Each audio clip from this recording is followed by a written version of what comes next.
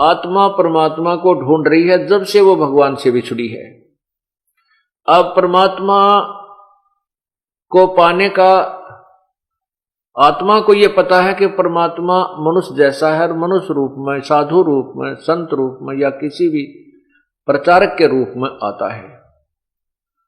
इसलिए वो संत परमात्मा को, संत को परमात्मा का स्रोत समझती है आत्मा, इसलिए संतों के पास जाते। तो ऐसी आत्मा भटकती हुई परमात्मा की चाह में इन नकली संतों के फंस जाती है। इसी प्रकार शेख फरीद जी एक तपस्वी संत के का शिष्य बन गया।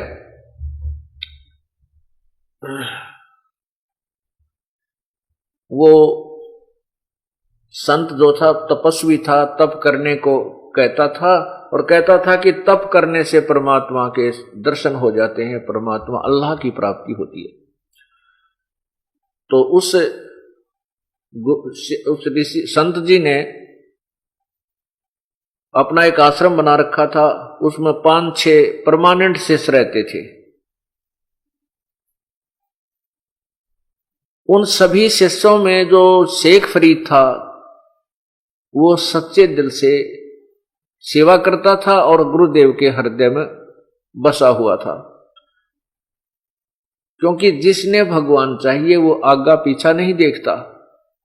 उसको केवल उसका उद्देश्य यही होता है कि मेरी कोई क्रिया भंग ना हो जाए, जिससे मेरे गुरुदेव रुष्ट ना हो जाए, मेरी क्री कराई भक्ति भंग ना हो जाए। तो वो गुरुजी जो थे, वो संत जो थे, वो हुक्का पिया करते थे और 5-6 जो शेष रहते थे परमानेंट, उन्होंने अपने प्रतिदिन की सेवा बांट रखी थी कि भाई सोमवार ने ये करेगा, मंगल ने ये करेगा, बुध ने ये करेगा, शुक्र ऐसे बृहस्पति ने ये करेगा। तो उनकी सेवा में क्या था? खाना बनाना गुरुदेव का और खाना खिलाना, हुक्का भर के देना सारा दिन, चाहे वह 20 बार पीवें, चाहे 10 बार पीवें, चाहे 1 बार पीवें। और वो गुरु जी का एक विशेष वो था कि रोटी खाते ही हुक्का जरूर पिया करता। अब कोई भी कार्य होता विशेष तौर से वो गुरुदेव शेख फरीद को बुलाकर कहते थे। अन्य शिष्य जो रहते थे उनमें ईर्षा बन गई कि गुरु जी तो इस शेख फरीद को महत्व ज्यादा देता है, तो उन सब ने मिलकर एक स्कीम बनाई, क्यों ना इस शेख फरीद को गुरुदेव के हृदय से गिरा दें, कुछ ऐसी घटना घटा दें। उन्होंने सबने मिलकर कहा कि अब के वर्षा के दिन हैं और गुरुजी की सेवा में कोई भंग करवा जाएंगे इस तरह शेख फरीद से, और गुरुजी इतने क्रोधी हैं कि इससे नाराज हो जाएंगे। वो गुरुजी इतना गुस्से वाला था कि रोटी खाने के बाद यदि 2 मिनट, हद 5 मिनट यदि हुक्का भरना लेट हो जाए तो बैंत उठाकर, लठ उठाकर उन चेला ने कुटिया करता जिस दिन उसकी ड्यूटी होती, और फिर उससे कई दिन तक सेवा नहीं लेता था। इतना क्रोधी था, उससे रुष्ट हो जाता था। ये स्कीम बनाई कि आज इसको जब ये खाना बनाकर गुरुदेव ने खिला ले, शेख फरीद की ड्यूटी आ गई उस दिन की। तो उन्होंने स्कीम के अनुसार अपने षड्यंत्र के तहत शेख फरीद जब रोटी बनाकर, खाना बना करके गुरुदेव को खिलाने लगा तो पीछे से आग बुझा दी। वह जो हुक्के के लिए तैयार करते थे वो अग्नि बुझा दी उन शिष्यों ने कि आज इसका लठ लगेंगे और कई दिन तक भगवान ये गुरुजी इनसे नाराज हो जाएंगे, तुम्हारा काम बढ़िया सेट हो जाएगा।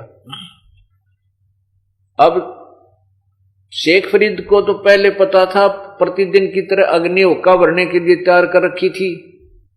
वो तो आराम से अपना गुरुदेव को खाना खिला कर, बर्तन रख कर और हुक्का की चलम लेकर के चला।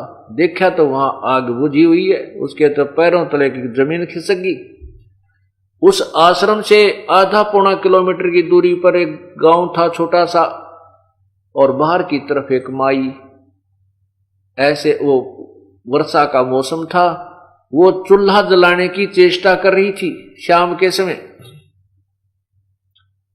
और वो आंख फूक धुआं मार रही फूक लगा रही थी, गिल्ला ईंधन होने के कारण वो धुआं धावा उसी औरत उस बहन की आंखों में, माई की आंखों में जाकर लग रहा था। वो दुखी हो रही थी, आंखों से आंसू पानी निकलता है जैसे धुआं लगने से। शेख फरीद ने धुआं उठता देखा कि सामने वाली झोपड़ी उस घर में अग्नि जल रही है। तो भाग के फुल स्पीड तक दौड़ के चलम हाथ में लेकर दौड़ लिया और जाते ही जल्दी से कहा, माई मुझे आग दे दे, माई मुझे आग दे दे। वह बोली, भाई नो बोली, बाबा जी न्यू आग नहीं मिला है, आंख फड़वा रखी मैंने धुएं में, जब यह आग बनी है तू आंख फड़वा ले तो अपने जब आग मिला ना। अब उसको तो शेख फरीद ने तो ये सोचा या माई शायद आंख फोड़ने के बदले आग देगी, इतनी देर मत कर दे, गुरुजी नाराज ना हो जा। कहने लगा, माई ले अपना दे का चमटा आंख में और काट का आंख वहां धरती, ले माई मना आग दे दे, थोड़ी सी जल्दी दे दे। अब उस माई ने देखा इसने तो सचमुच आंख काट के बाहर रख दी, वह कांपगी सारी, कदे इनके गुरुजी नाराज हो जाए, तेरे को शराप दे दे। उसने तो चूल्हे मत सारी आग बाहर कर दी। आंख के ऊपर बांध के एक पट्टी अपना कपड़ा, फूटी हुई आंख के ऊपर शेख फरीद ने कपड़ा बांध लिया से और बरके चलम और फिर दौड़ लगा दी। आंख में तक एक जो थोड़ा सा कोई कुणक भी गिर जाए ना, कोई जरा सा भी कण मिट्टी का, वो भी रवा दिया कर इंसान को। और उसने चल आंख फोड़कर न्यारी धर दी और कोई महसूस नहीं किया कि मेरे गुरुजी नाराज ना हो जाए। अब वो दौड़ा आ रहा था। अब गुरुजी ने देखा का तो भाई कुछ लेट कर दिया, हुक्का वरना आवाज लगाई रहे, शेख फरीद हुक्का ला बेटा। अब शेख फरीद वहां नहीं था, दूसरी आवाज लगाई, तीसरी जब आवाज लगाई रहा, कित मर गया, आज कहां मर गया तू, अभी तक हुक्का नहीं भर के लिया। जब तीसरी आवाज लगाई गुरुजी ने खूब दहाड़ के, तो दो निकट पहुंच गया शेख फरीद, कहने लगा, आ गया गुरुजी, आ गया गुरुजी। अरे क्या बात होगी कि चला गया था गुरुजी, यहाँ मौसम खराब था, अग्नि बुझ गई गुरुजी, माफ कर दो, ये गांव से जाके लानी पड़ी। अच्छा रख देता है। अब हुक्का रख दिया। जब गुरुजी ने देखा उसकी आंख का पट्टी बंध रही थी, अरे आंख का के लाग गया बेटा। वो कहने लगा, गुरुजी सब आपकी दया, सब ठीक है, ठीक है गुरुजी सब ठीक है। यूं कह के वो जाकर बर्तन दौड़ने लग गया, आंख मुंह फेर कर। गुरुजी ने सोचा को लाग गई छोटी मोटी कंकर कुंकर, अपना बांध लिया होगा इसने कपड़, कोई ऐसे ही दवाई ला ली होगी। सुबह के उस माई ने तो रात में नींद आई नहीं, ये तो बहुत बात बिगड़ेगी, उसके गुरुजी को पता लगेगा, तेरे को श्राप देगा। वो माई सुबेरे उस आंख ने रख के एक मटके के ढक्कन पे और उसको लेकर के गुरुजी के पास गई, संत जी के ऊपर से सामने माफी मांगने लगी, पैर हाथ जोड़े माफी मांगे, माफ कर दो गुरु महात्मा जी, मेरे से गलती होगी, आपका सेवक गया था, मैं दुखी हो रही थी, बहुत दुख मुश्किल से आग तैयार की थी, इसने ऐसे ऐसे कहा, मैंने इसको कह दिया कि तू आंख फोड़वा ले, इसने सचमुच आंख फोड़ दी, महाराज जी मेरी गलती नहीं है, इसने सचमुच आंख निकाल दी, मैं तो वैसे दुख में गुस्से में वैसे कही थी। अब वो गुरुजी सोच रहा, संत सोच रहा है, या माई कह क्या रही है, माई तू मुझे पूरी विस्तृत व्याख्या बता, क्या कह रही है। तो उसने सारी कहानी बताई कि ऐसे ऐसे आपका सेवक गया था, शेख जो फरीद नाम का, और वो जाना करते गांव वाले ये सबके नामों तक परिचित थे, और महाराज जी में इसने तांखें निकाल के दे दी। तब गुरुजी ने आवाज लगा रहे, शेख फरीद इधर आ बेटा। और शेख फरीद गया तो कहा, बेटा ये आंख के लग गया। कहने लगे, गुरुजी आप तो अंतर्यामी है, मैं क्या बताऊं। तो कहा, गुरुदेव ने कहा खोल इस पट्टी ने। उसने पट्टी खोल दी तो आंख नो की नो पाई। आंख जो की तो मिली वो, लेकिन थोड़ी सी छोटी थी।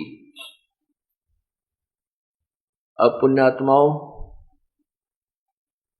अब शेख फरीद की क्या दोष है बेचारे का ऐसा सिद्धि युक्त संत जो गुरु मिल जाए कि जो आंख भी फूटी हुई आंख को भी ठीक कर दी। तो शेख फरीद की को साधना में कोई संशय नहीं रहा कि जो साधना गुरुजी ने बताई है या सही है, इसके अतिरिक्त कोई साधना नहीं है और ऐसा सिद्धि युक्त हमारा गुरुदेव है इस पृथ्वी पर नहीं है। पुण्यात्माओं, ये ज्ञान, ये तत्व ज्ञान से आपको निर्णय होगा कि हम कैसे उलझ गए इन संतों के चक्कर में, इनको हम कैसे पूर्ण संत मान बैठे एक छोटे से चमत्कार के कारण। ये सब कालबली के खेल हैं, इस ज्योति निरंजन का खेल है। ये एक लीला ऐसी करवा देता है।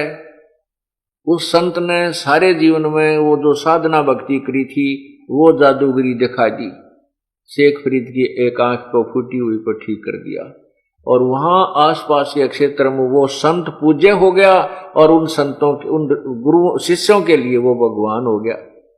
अब उसके अतिरिक्त वो तो मानने नहीं किसी की, चाहे बेशक उनको जो कोई आकर भगवान भी, अल्लाह भी आकर नो कहे कि संत ठीक नहीं, इसका मार्ग ठीक नहीं, कति नहीं मानने, क्योंकि आंखें वो ऐसी सिद्धि देख रहे। एक सिद्धि से ही एक संत की आज तक महिमा गाई जाती है। कोई छोटा सा चमत्कार किसी गांव में हो गया होगा, उसके गुणगान गाए जाते हैं और वो कई पीढ़ी तक उसकी मंडी बनाकर आज पूजा जा रहा है।